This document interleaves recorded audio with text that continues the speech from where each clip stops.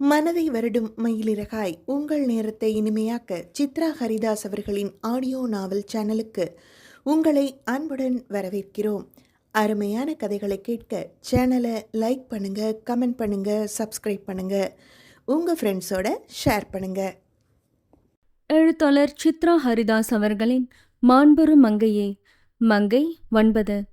ரேவதி கண் திறக்கும் வரை பொறுமையாக இருந்தாள் மிலானி. ரேவதியின் கணவன் நாகராஜுக்கு தன் மனைவியின் உடல் நலத்தை எண்ணி பயம். அவளுக்கு ஆபரேஷன் முடிந்து 1 மாதம்தான் ஆகியிருந்தது. எங்கே மீண்டும் சுகமில்லாமல் விழுந்து விடுவாளோ என்றே பயம். நாகராஜுக்கென்று இருப்பது அவள் மட்டுமே. அவளை இழந்தால் அவன் அனாதைதான். தனக்கு கிடைத்த மிக பெரிய சொத்து உயிர் என்றால் ரேவதிதான். அவளுக்கு ஒன்றென்றால் துடித்து விடுவான். மேடம், உங்களுக்கு என்ன கேட்கணுமோ என்கிட்ட கேளுங்க, சொல்றேன். அவளை தொந்தரவு செய்யாதீங்க ப்ளீஸ் மேடம். எனக்குன்னு இருக்கிறத அவ மட்டும்தான். அவளுக்கு ஒன்றுனா என்னால் தாங்கிக்க முடியாது. நீங்கள் என்கிட்ட கேளுங்க மேடம், நான் சொல்கிறேன் என கெஞ்சினான். உங்கள் ஒய்ஃப்க்கு என்ன மிஸ்டர் நாகராஜ்? பித்தப்பையில் கல் இருந்தது. ஆப்ரேஷன் பண்ணி 1 மாதம்தான் ஆகுது மேடம் என்றான். எங்க உங்கள் மச்சான் முத்து? அவனுக்கு கொடைக்கானலில் வேலை கிடைச்சிருக்கு மேடம். அங்கே வேலை பார்க்க போயிருக்கான். எப்போ போனா? இவன் ஆப்ரேஷன் அன்னைக்கு மேடம். எங்களால் அவ்வளவு பணத்தை திரட்ட முடியல. அவன்தான் வட்டிக்கு வாங்கி கொடுத்துட்டு போனான் மேடம். வேலைக்கு போய் அடைச்சிடுவேன்னு சொல்லிட்டு போனான் மேடம். அவன் அங்கே எங்கே இருக்கான்னு தெரியுமா? தெரியாது. அங்கே போய் 1 வாட்டி தான் ஃபோன் பண்ணான் மேடம். அதுக்கப்புறம் அவன் பேசவே இல்லை மேடம். உங்கள் மச்சான் எப்படி? தாய் தகப்பன் இல்லாத பிள்ளை. இவ தான் தாய்க்கு தாயாக இருந்து பார்த்துக்கிட்டா. இவளால் முடிஞ்ச அளவு படிக்க வச்சா மேடம். படிப்பு ஏறலை. தவறான சேர்க்க. நாங்கள் எவ்வளோ சொல்லியும் கேட்கல. எவ்வளோ முகத்தில் முழிக்காதன்னு சொல்லி வெளியே அனுப்பிட்டா. அவனும் எங்ககிட்ட பேசல மேடம். கொஞ்ச நாள் கழிச்சு திருந்துட்டேன்னு சொல்லி அழுது மன்னிப்பு கேட்டான். இவளும் மன்னிச்சு ஏத்துக்கிட்டான். அவனும் வேற வேலை தேடி அலைஞ்சா. திருடனா இருந்தவனுக்கு யாரு தான் வேலை கொடுப்பான் மேடம்? எங்களுக்கு அப்பப்போ உதவியா இருப்பான். அப்புறம்தான் இவளுக்கு முடியாம வந்தது. பணத்துக்காக நாங்கள் நாயா அலைஞ்சோம். இவன் தான் வட்டிக்கு வாங்கி கொடுத்தான் மேடம். ஆக்சுவலா நான் இங்க வந்ததே உங்க மச்சானை அரெஸ்ட் பண்ணதான் என்றதும் நாகராஜ் அதிர்ந்தான். மேடம், அவனை எதுக்கு மேம் அரெஸ்ட் பண்ணணும்?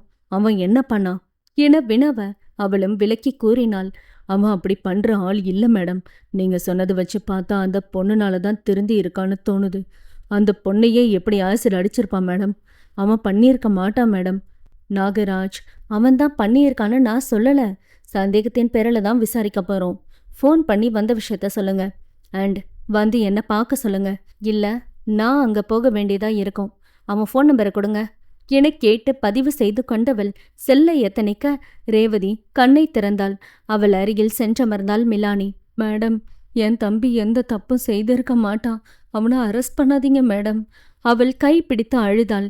இங்க பாருங்க மிஸ் ரேவதி, நீங்க சொன்னது போல உங்க தம்பி இதை செய்யலன்னே கன்ஃபார்ம் ஆச்சுனா அரெஸ்ட் பண்ண மாட்டோம். ஆனா இது செய்தது உங்க தம்பின்னு உறுதியானா இப்படி பேசிட்டு இருக்க மாட்டேன். உங்க உடம்ப பாத்துக்கங்க, டேக் கேர் என்று சொல்லிவிட்டு சென்றாள். ஏங்க, முத்து அப்படி பண்ணியிருக்க மாட்டான் தானங்க என கண்ணீர் வழிய கேட்கும் ரேவதியை பார்த்தவன், நானும் அதேதான் நினைக்கிறேன் ரேவதி. கண்டிப்பா முத்து பண்ணியிருக்க மாட்டான். அவன் மாறிட்டான். நீ அவனை நினைச்சு பயப்படாதம்மா, எல்லாம் சரியாகிடும். மனையாளுக்கு ஆறுதல் மொழிந்தான். ஹாலில் டிவியை இயக்கிவிட்டு அமர்ந்து பாடல் கேட்டுக்கொண்டிருந்தான் ரித்திக்.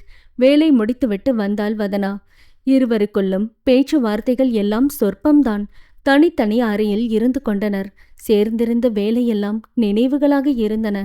அவர்கள் காதலித்த இடமெல்லாம் அப்படியே இருந்தன.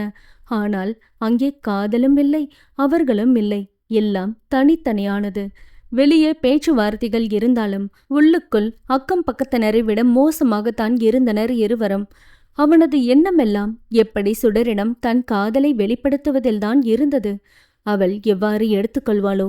என்னை ஏற்றுக்கொள்வாளா? வதனாவை காரணம் காட்டி விலகி செல்வாளா? எப்படி அவளை சரி கட்டுவது என உள்ளுக்குள்ளே புலம்பினான். அதற்கு மாறாய் வதனாவோ தன் கணவன் மீண்டும் தன்னிடமே வந்துவிட வழி தேடிக் கொண்டிருக்கிறாள். தன் காதல் எங்கே குறைந்தது, எதில் குறைந்தது என்று தினமும் யோசிக்க ஆரம்பித்தாள். சுடரை விட எதில் நான் குறைவு? எல்லாத்திலும் அவளை விட சிறந்தவள் நான் தான். ஏன் என்னை வேணாம் என எண்ணுகிறார் என்று தினமும் கேட்டு கேட்டு விடையின்றி பித்து பிடித்தவள் போல் கதறுவாள். அவள் நினைத்தாள், அவன் சுடர் மீது இருந்த காதலை சொல்லி தனக்கு துரோகம் இழைத்த அன்றே போடா என்று சொல்லிவிட்டு பிரிந்து இருக்கலாம். தனித்து வாழ அவளிடம் துணிவா இல்லை. ஆனாலும் அவளால் முடியவில்லை. இருவரையும் பிணைத்த காதல் சங்கிலி அவளை கெட்டியாக பிடித்திருக்கும் போலும். அவளால் ரித்திக்கை விட்டு பிரிய மனமில்லை. ஆனால் அவனோ என்றோ அந்த சங்கிலியை உடைத்து விட்டான்.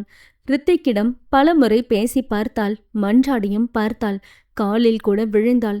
ஆனால் அங்கே அவனிடம் சிறு மாற்றம் கூட இல்லை. எங்கே அவள் பேச பேச தன் மனதை கரைத்து விடுவாளோ என்று அஞ்சி அவளிடம் பேசுவதையே விட்டுவிட்டான். அதுவும் அவளுக்கு மேலுமொரு காயம்தான். அன்று ஒரு நாள் ரித்திக் நகை பெட்டியுடன் அமர்ந்திருந்தான். அதில் ஒரு வைர அட்டிகை இருந்தது. அதை பலமுறை தடவி பார்த்து கொண்டான். சுடர் கழுத்தில் அணிவித்து அதை தன் கையால் வருடுவது போல எண்ணம் அவனுக்கு. உள்ளுக்குள் சிரித்து கொண்டான். வதனா கண்களில் அவனும் நகை பெட்டியும் பட்டன. அவளால் அதை அலட்சியம் செய்ய முடியவில்லை. அவனிடம் சென்று கேட்டுவிட்டாள், இது யாருக்கு ரித்திக்? இதுவரை சுடரை எண்ணி முறுவலுடன் இருந்தவன் வதனாவைக் கண்டு மறைத்துவிட்டு முகம் இறுக, சுடருக்கு என்று பதிலளித்தான். ஓ, எதுக்கு? ப்ரொபோஸ் பண்ணலான்னு இருக்க என்றான் சாதாரணமாக. ஆனால் அவளுக்கு தான் துடிக்கும் இதயத்தில் நச்சென்று கல்லை போட்டு அதன் துடிப்பை நிறுத்த செய்வது போல் இருந்தது. அவனது சட்டையை பற்றி 4 அறை கன்னத்தில் அறைந்து, நான் தான் உன் பொண்டாட்டி, என்னை தவிர யாரையும் நீ தேடக்கூடாது, தொடக்கூடாது, எண்ணக்கூடாது, நீ எப்பவும் வதனான்னு தான் சொல்லணும், கத்த வேண்டும் போல இருந்தது. ஆனால் அவளால் தான் முடியவில்லை. கோபம் கொப்பளித்து வந்தாலும் மண்ணை போட்டு அடைப்பது போல கட்டுப்படுத்தி விட்டு உள்ளே சென்றாள். அவளால் ஒரு நிலையில் இருக்க முடியவில்லை. அறையை சுற்றியே நடந்தாள். குளியலறை புகுந்து துவாலை குழாயில் அடியில் நின்றாள். கத்தினாள், கதறினாள்.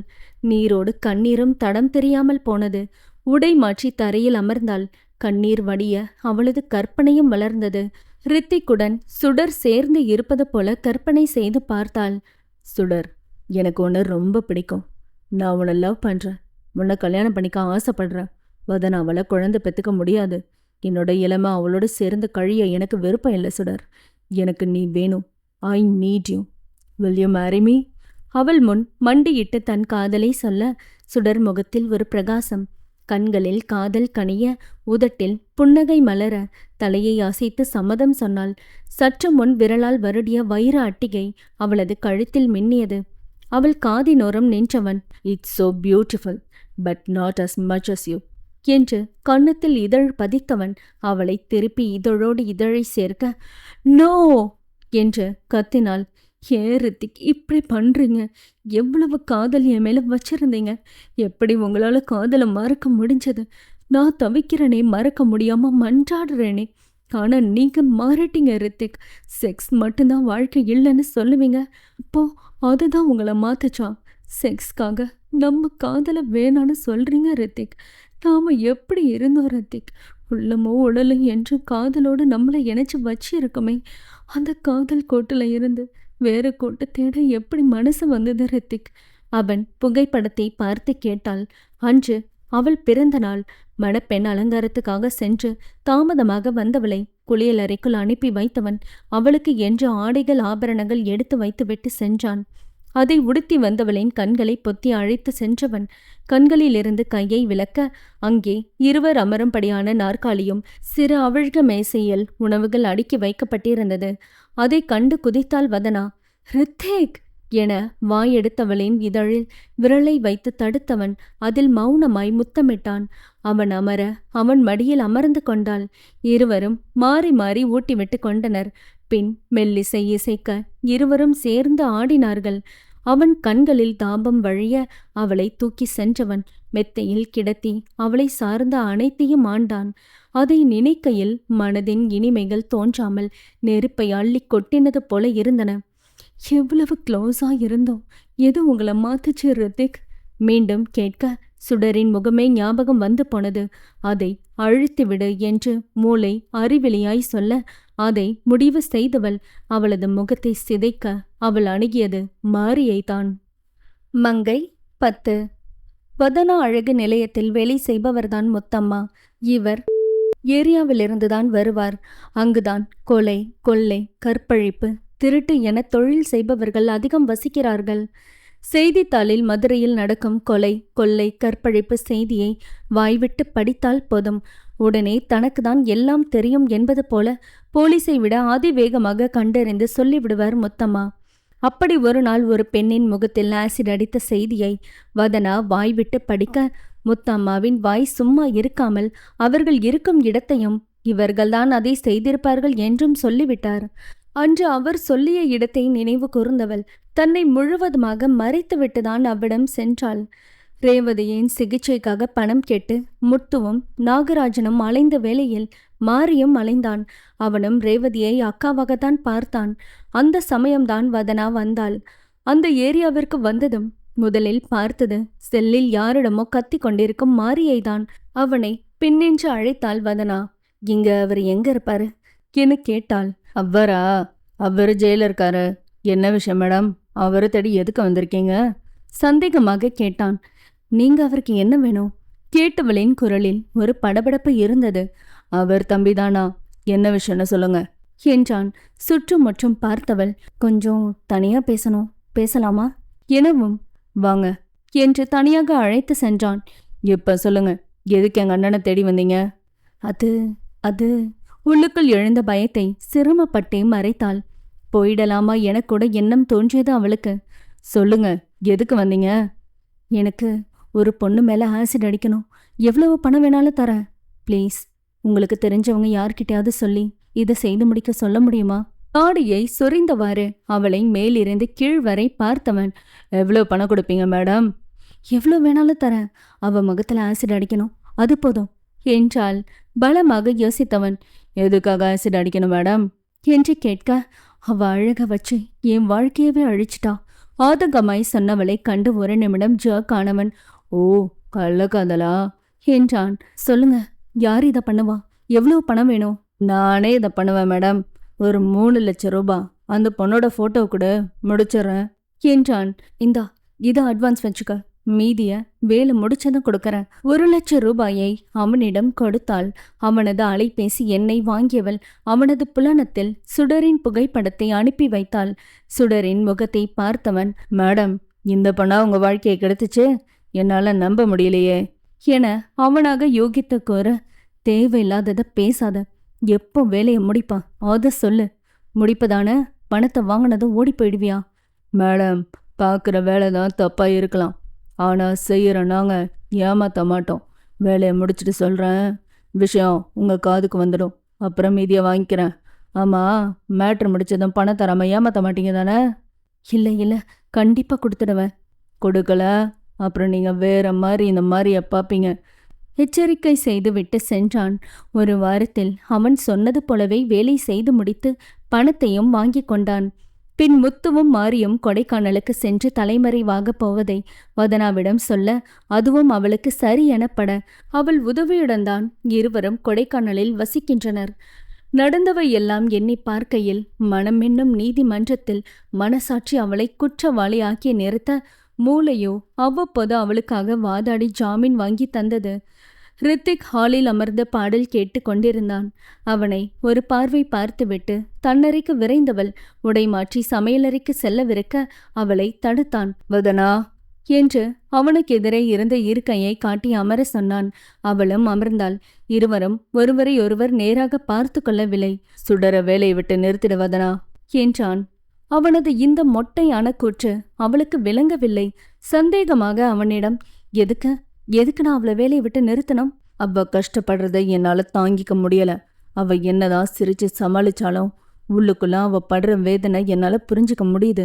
சோ ப்ளீஸ், நீயே அவளை வேலையை விட்டு அனுப்பிடு ப்ளீஸ் என்றான். அதை கேட்ட அவளிடத்தில் ஒரு விரக்தி சிரிப்பு. மனைவியின் வலி வேதனை புரியாதவன் காதலிக்காக கரைகிறான் என எண்ணியவள் ரித்திக்கிடம் திரும்பி, உங்க கண்ணு முன்னாடி வேதனைப்படுற மனைவி தெரியல, ஆனா காதலிய நினைச்சா மட்டும் வலிக்குதில்ல. கிட்டத்தட்ட 6 மாசமா ஒருத்தி வலி வேதனை கண்ணீரோட கரையிறாளே, அவளை நினைச்சு கொஞ்சம் கூட உங்களுக்கு வருத்தம் இல்லைல்ல ரித்திக்? ஏன் ரித்திக் இப்படி மாறிட்டீங்க? என்னால் பிள்ளைய தானே பெற்றுக்க முடியாது, மற்றபடி என்னாலையும் செக்ஸ் மூலமா உங்களை சந்தோஷப்படுத்த முடியும். ப்ளீஸ் ரித்திக், இப்பயும் எதுவும் கெட்டு போகலை. இது எல்லாத்தையும் மறந்துடுங்க ரித்திக். நீங்களும் நானும் பழையபடி நம்ம வாழ்க்கையை ஆரம்பிக்கலாம். நாம் இங்கே இருக்க வேணாம், எங்கேயாவது போயிடலாம். என்னோட எல்லா பார்லரையும் சுடர் பேருக்கு எழுதி வச்சிடுறேன். ப்ளீஸ் ரித்திக், என்னோட வந்துடு. அவன் முன்னே அமர்ந்து மண்டியிட்டு கைகளை பற்றி அழுதாள். மறுபடியும் ஆரம்பிக்காத வதனா. எனக்கு உன் மேல லவ் இல்ல. நான் சுடறதா லவ் பண்றேன். அவ கூட தான் வாழணும்னு ஆசைப்படுறேன். நீ என்னை விட்டு போயிடு. நீ என் கூட இருந்தா கண்டிப்பா என்னை அவ ஏத்துக்க மாட்டா. என் வாழ்க்கையில இருந்து மொத்தமா போயிடு. உனக்கு காம்பன்சேஷன் வேணா கூட அதிகமா தரேன். என்னை விட்டு போயிடு வதனா என்று அவனும் கத்த, அதை கேட்டு அவள் இன்னமும் உயிரோடு இருக்கிறாள் என்றால் அதிசயம்தான். போக மாட்டேன் ரித்திக், நான் போக மாட்டேன். உங்களை விட்டு போக மாட்டேன். உயிரோட உணர்வோடு கலந்த காதல நீங்க வேணா மறக்கலாம், ஆனா என்னால முடியாது. உங்களை என்னால யாருக்கும் விட்டு தர முடியாது. அப்புறம் நான் போனா சுடர் ஏத்துப்பான்னு சொன்னீங்கல்ல, அவ எப்பையும் உங்களை ஏத்துக்க மாட்டா. அவளுக்கு கூட நம்ம காதலும் நாம வாழ்ந்த வாழ்க்கையும் புரியும். ஆனா உங்களுக்கு ஏன் புரியல? நான் உங்களை விட்டு போனாலும் சுடர் உங்களை ஏத்துக்கவே மாட்டா. என்ன போலவே நீங்களும் அந்த வழியை அனுபவிக்க தான் போறீங்க ரித்திக். அப்ப நான் உங்க கூட இருக்க மாட்டேன். என் காதல் தான் உண்மையானது. நீங்க உங்க தப்ப நினைச்சு வருத்தப்படுவீங்க. அப்போ நான் உங்க கூட இருக்க மாட்டேன். இது நடக்கும் என்று அழுது கொண்டே அறைக்கு சென்றாள். நீல் விருக்கையில் விழுந்தவனின் இதயத்தை வதனாவின் கண்ணீர் சுட்டது. ஏன் சுடருடன் வாழக்கூடாது என்று மூளை வினவ, வதனாவின் அன்புக்கு என்ன குறை என கேட்டது மனது. வாழ்க்கை ஒரு முறைதான், இஷ்டப்படி வாழ்றதுல என்ன தவறு? மூளை ஆரம்பிக்க, அடுத்தவரை கஷ்டப்படுத்தி வாழ்வது தவறு என்றது மனது. உன் வாழ்க்கை உன் சந்தோஷம்தான் உனக்கு முக்கியம். மற்றவங்க எப்படியும் போகட்டும் என்றது மூளை. வதனாவா மற்றவளா? உயிருக்கு உயிராக நேசித்தவள், உன்னுயிரை சுமந்தவள், தாய்மை இழந்தாலும் உன்னை நெஞ்சில் சுமப்பவள். அவளை வேண்டாம் என்று சொல்ல எப்படிதான் உனக்கு மனம் வந்தது என மனமும் எதிர்கேள்வி கேட்க, பட்டிமன்றம் போல அவனுக்குள்ளே மாத்தி மாத்தி எண்ணங்கள் உதித்து அவனை குழப்பி தலைவலியை கொடுக்க, தலைவலி தாழாமல் குடிக்க சென்றான். மிலானி அரிசி மண்டியில் இருக்கும் செல்லாவை பார்க்க வந்திருந்தாள். மிலானியை பற்றியும் அவள் தற்போது எடுத்திருக்கும் கேஸ் பற்றியும் அறிந்துதான் வைத்திருந்தான் செல்லா. அவள் முத்துவை சந்தேகத்தின் பேரில் விசாரிப்பதிலிருந்து அவன் தன்னுடன் வேலை செய்ததால் தன்னையும் விசாரிக்க வருவாள் என்று அறிந்து வைத்திருந்ததால் தைரியமாக அவள் முன் அமர்ந்திருந்தான். சொல்லுங்க மேடம், என்ன விஷயமா வந்திருக்கீங்க? உங்ககிட்ட வேலை பார்க்குற முத்துவை பற்றி தான் விசாரிக்க வந்திருக்கேன். எங்க அவன்? அவனா? அவன் இங்கே இல்லை மேடம். அவனுக்கு வேலை கிடச்சிடுச்சு. அங்கே போயிட்டான பசங்க சொன்னாங்க. முதல்ல என்கிட்ட வேலை பார்த்தான். இப்போ கொஞ்ச நாள் இங்கே வரதில்லை. வேற வேலையை தேடிக்க போறேன்னு போயிட்டான் மேடம் என்றான். இப்போ அவன் உங்ககிட்ட வேலை பார்க்கல. இதுக்கு முன்னாடி உங்ககிட்ட என்ன வேலை பார்த்தான் என கேட்கவும், அரிசிலோடு ஏற்றுறது இறக்குறது, கஸ்டமர் கிட்ட கொடுக்கறதுன்னா ஆள் பத்தலைன்னா அவனை கூப்பிடுவேன் மேடம். அப்போ துணைக்கு வருவான். மற்றபடி என்கிட்டயும் அவன் முழு நேர வேலையெல்லாம் பார்க்க மாட்டான். பசங்க கூட சுற்றுவான், அவ்வளோதான் மேடம். அவன் கொடைக்கானல்ல எங்க இருக்கான்? உங்களை யாருக்காவது தெரியுமா என செல்லா பின்னாடி நிற்கும் அவனது அடியாட்களை பார்த்து கேட்டான். செல்லாவும் திரும்பி தன் ஆட்களை பார்க்க அவர்களும் தெரியாது என்றனர். சரி, அவனை பத்தி எதுவும் தகவல் வந்தா எனக்கு சொல்லுங்க என்று அங்கிருந்து சென்றாள். அவள் சென்றதை உறுதிப்படுத்திய ஒருவன் செல்லாவிடம், அண்ணே, முத்துதான் இது செஞ்சான்னு எப்படி நான் கண்டுபிடிச்சாங்க என்று பயத்தில் கேட்டான். முத்து அந்த பொண்ணுகிட்ட ஒரு நாள் வம்பு பண்ணியிருக்கான். அந்த பொண்ணு அவனை போலீஸ்ல ஒப்படைச்சிருக்கா. அந்த கோபத்தில் பண்ணியிருக்கலான்னு அவனை சந்தேகத்தின் பேரில் தான் தேடுறாங்க. ஆனால் அவன் தான் பண்ணியிருக்கான்ற உண்மை தெரிய வந்தா அவனோட சேர்ந்து நானும் மாட்டுவேன். போலீஸ் அவனை தேடுற விஷயம் அவனுக்கு தெரியக்கூடாது. அப்படி தெரிஞ்சா அவனை சரண்டர் ஆகாமல் பார்த்துக்காங்க. ஏன்னா அவன் கொஞ்சம் சரியில்லை என்று எச்சரிக்கை செய்துவிட்டு சென்றான்.